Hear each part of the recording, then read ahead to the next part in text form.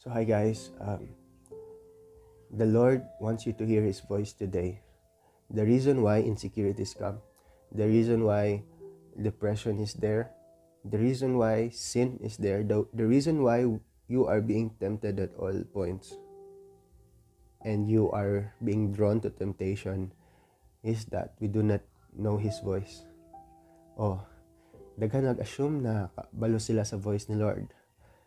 But even if kabalo ka sa unsay gusto ni Lord, but if you are not hearing His voice, then what would that amount to? No, it's a relationship. It's not just knowing about Him, it's knowing Him. Diba? So, this is eternal life, knowing God. John 17, this is eternal life, knowing God and Jesus Christ whom He sent. So, eternal life is knowing Him. And ingon sa John 10:27, my sheep knows my voice. And to the voice of the stranger, they do not listen to. So, nakakita ko clip last week about kanang naay stranger nagtawag sa mga sheep. So, dalawa sila nagtry. I think dalawa to. But then, the sheep, wala gid nag-respond. But then, katong shepherd na ang nagtawag, they all responded in the same way.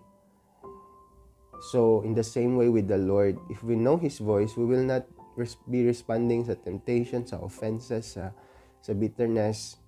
It's not trying hard not to not to sin. It's not even trying to fight sin. It's about hearing Him.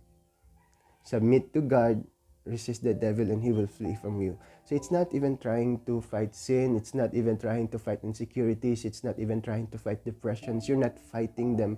You're just learning to hear Him. So if I could hear His voice, the fight is over.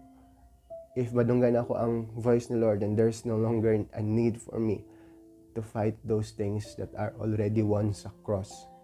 So you have to believe these simple things. God made it simple, guys. So God made it simple. If my sheep, if you know His voice, you will not be able to listen sa voice of a stranger. It's just a result.